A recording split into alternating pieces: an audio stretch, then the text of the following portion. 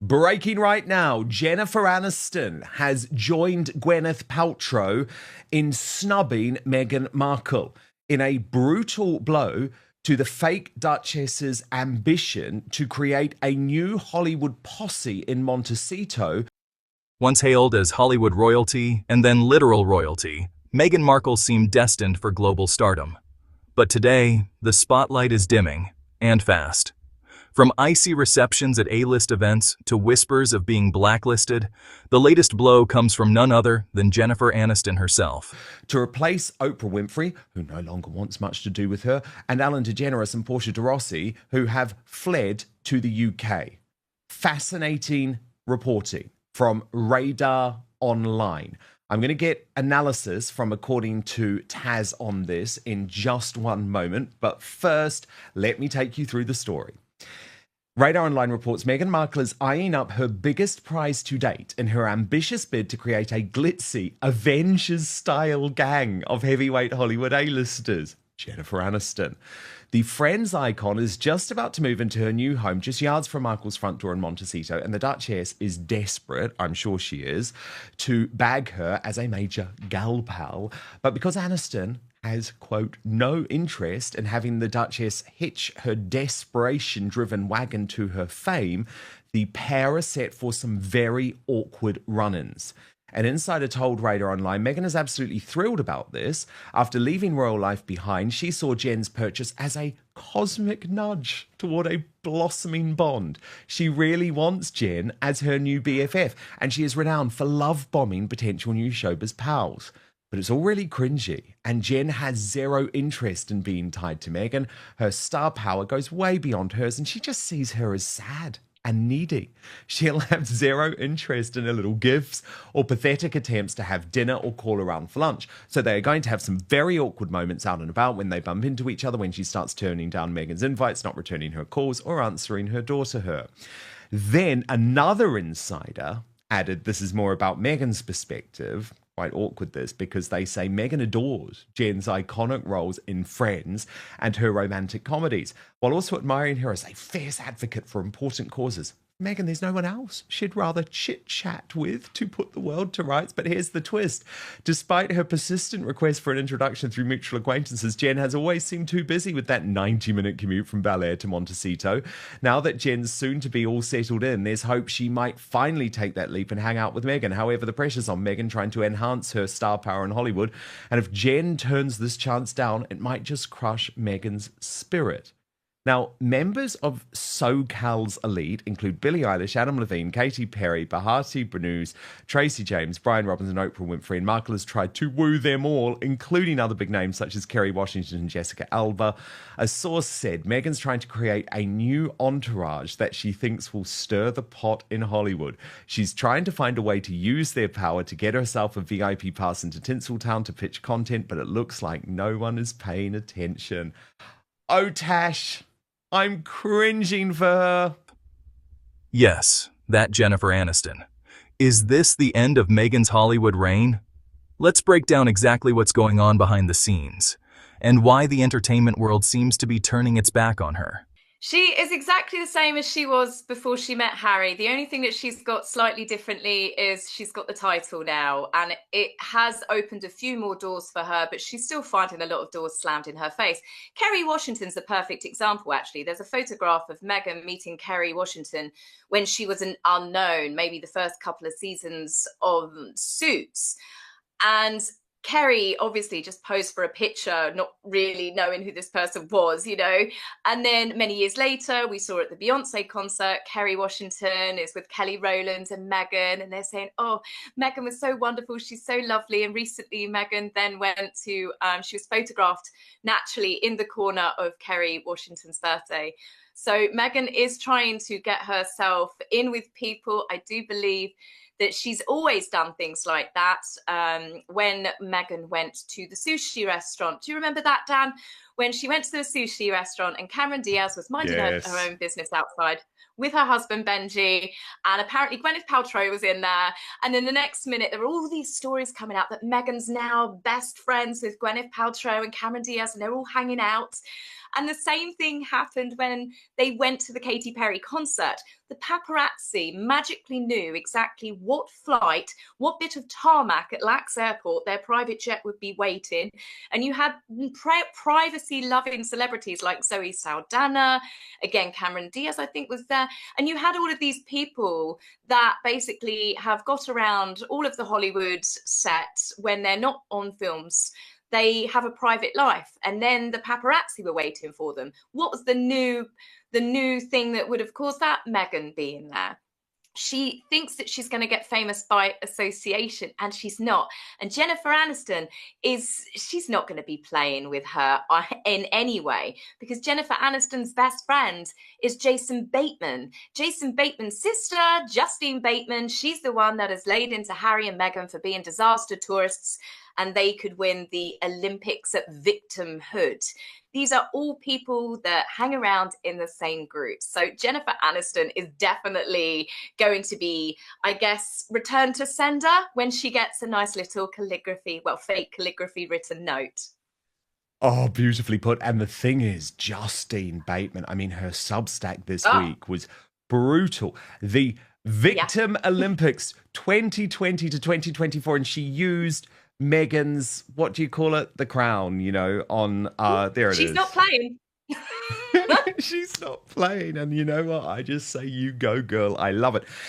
And then we get the shade, but it's shade that is very much shrouded in nice talk from Gwyneth Paltrow in Vanity Fair. But the really telling thing here is that clearly she just doesn't want to be associated with Meghan at all. She doesn't want the feature to be all about Meghan. She knows that if she says anything about Meghan, then it's going to be really awkward, because Meghan has, as you just pointed out, briefed that they're really good friends. So the way that Gwyneth Paltrow decides to do this initially is she just tells Vanity Fair, I don't know Harry and Meghan at all. The journalist is obviously like, what the hell? And then Gwyneth, and it's really awkward, has to clarify saying, I mean, I've met Meghan, who seems really lovely, but I don't know her at all. And then the ultimate kicker is she says, maybe I'll try to get through their security detail and bring them a pie. Oh, I was just like, this is so bad.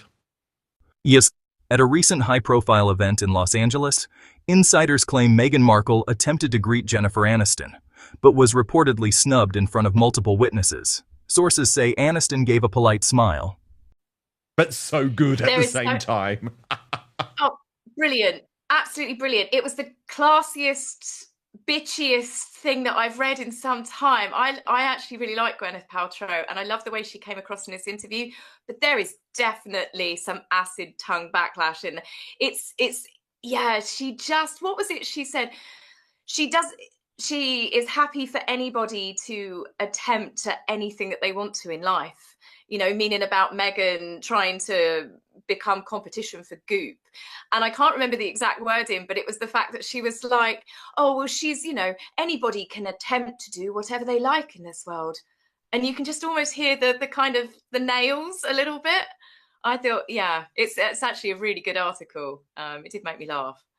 Yeah, I think she actually dealt with it in the perfect way, because then she also started talking about how females need to support other females, and that's why she would often appear on other people's podcasts, but obviously, tellingly, not Meghan's. And I highly doubt she will. Did you notice that she actually said, she seems nice, not I've met her and she is nice? Very telling. Very, very telling. Those words were super telling.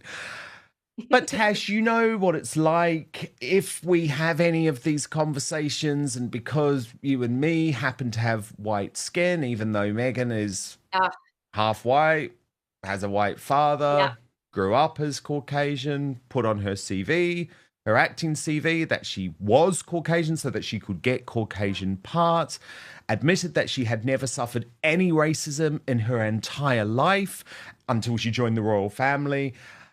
Despite all of that, Tash, if we as white people criticize anything that Meghan does, or point out the fact that she's a hypocrite, point out the fact that she's a bully, point out just truths about what's going on in her life. Because remember, in my personal case, Tash, all of my reporting about Meghan Markle when she entered the royal family was incredibly positive. It was only once I learned that the late Queen Elizabeth II was so disgusted by her behaviour that she had actually phoned Harry and said, Meghan has to stop acting like this, that I believe that there was a clear public interest in reporting that story, then reporting the fact that she'd also fallen out with Catherine. Again, it was over the way that Meghan was talking to staff at Kensington Palace. Like, none of that was even slightly anchored in race. But the problem is these people on the hard left, right, will just never, ever stop. And I know this will be painful for some of you, but I want to show you how deranged they are and then allow Tash to respond. Because, Tash, let's just be honest about it.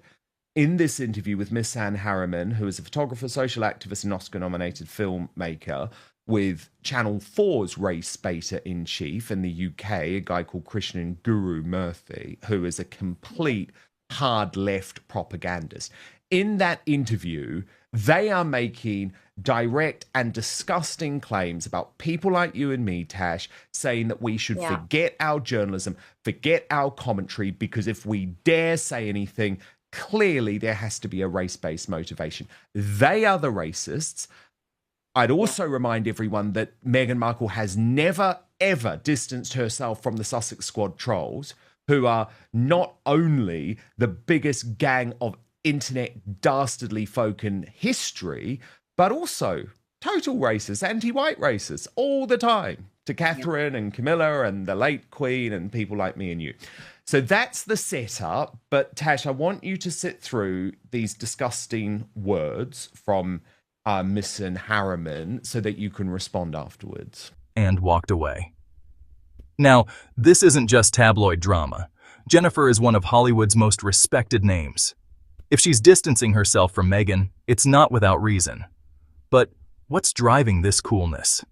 The race baiting, it makes my blood boil because I'm so over this because Right, so where to start? Let me collect my thoughts for a second. So firstly, the majority of people that are talking about Meghan since With Love Meghan came out or since she launched Instagram, they are laughing at her. They are laughing at her the same as they did with the South Park episode, with the Family Guy episode, with them being called lazy effing grifters, with every attempt that they have done to create something worthwhile, their educational programming that was going to teach the masses, bring communities together.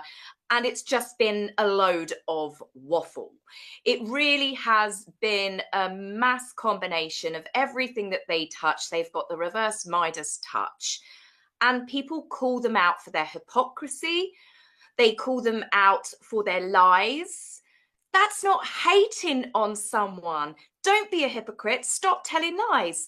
Stop complaining that people are invading your privacy while you do a book and a TV series selling your family's intimate and private details down the river for 30 pieces of silver.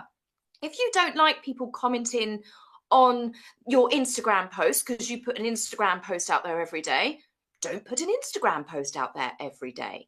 But the thing is, they have weaponized this racism card, and it's very frustrating because, like you said, because I'm white, people will automatically say that I'm racist purely because of my skin color. Now, you tell me who is the racist in that scenario. Meghan has been pulled apart because of her behavior. And when I say pulled apart, I mean that she has been criticized, she has been questioned, she's lied to courts, she did some awful things to the Queen and to Prince Philip, as did Harry. And they use it as a shield that they can get away with absolutely everything, like Harry is now obviously using his visa status. And nobody is above criticism. Nobody. It's like me putting myself out there, doing the YouTube videos and then crying every day because I get trolled. I do get trolled all the time. I've had prank calls. People have tried to do the American equivalent of SWAT in my home. I've had the police called to my home by so-called Harry and Meghan fans.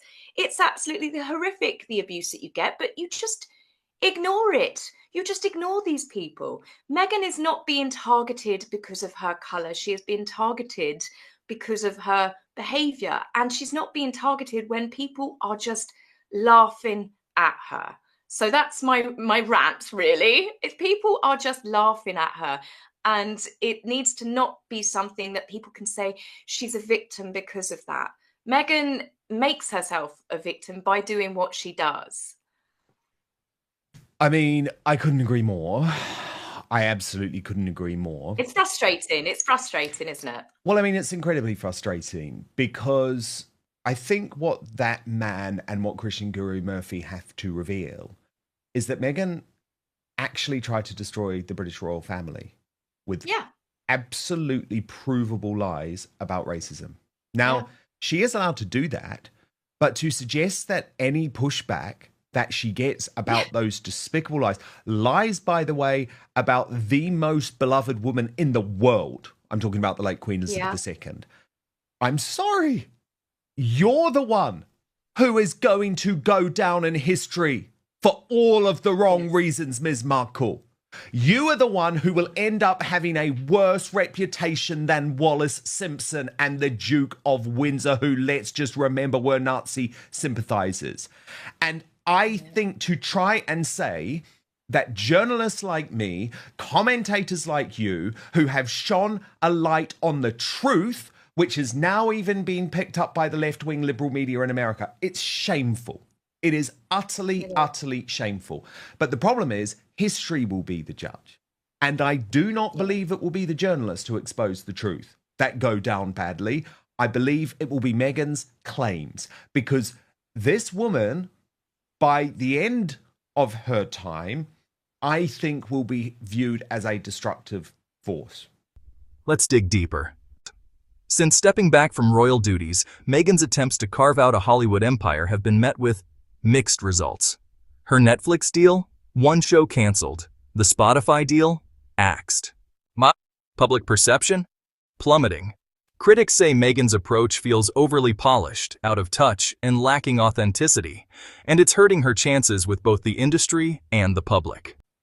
Only time will tell. History can be the judge, but that's how I feel about it.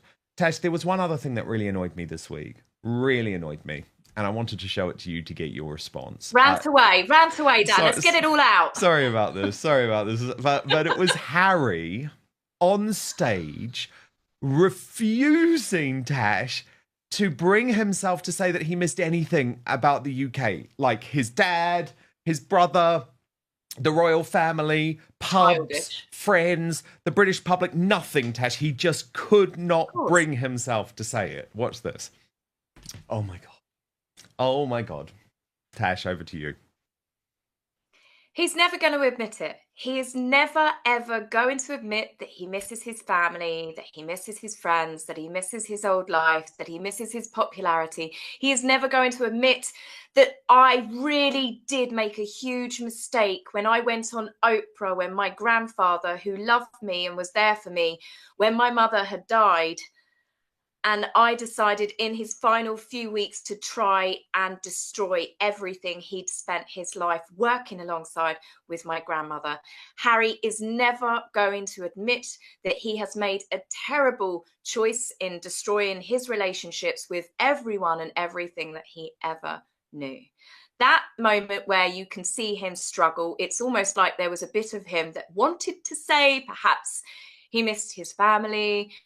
I mean, but there's going to be a part of him. He's never going to do it, whether it's his ego or he just doesn't want anybody to say, we told you so. Everybody could see it. I'm sure that he possibly now sees it. And that's why he's so bitter and he's so angry, because he knows from the depths of his soul that everybody was right. And he's never going to get those years back with his grandmother, with his grandfather, and even with his father, knowing that the king is in ill health and he still couldn't bring himself to say anything about, oh, I miss spending time with my father, my family, nothing.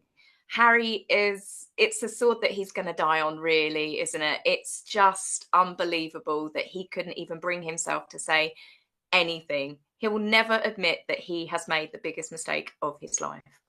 No, but it's very sad. I mean, the thing is, he has way too much pride, number one, and obviously we know pride comes before a fall. But I also believe Tash, that he was worried about Meghan's reaction. I think he is still scared of her. And he knew that she would be furious if he were to say anything positive about the country, which he loves, and about the country which for 2 decades loved and supported him through thick and thin.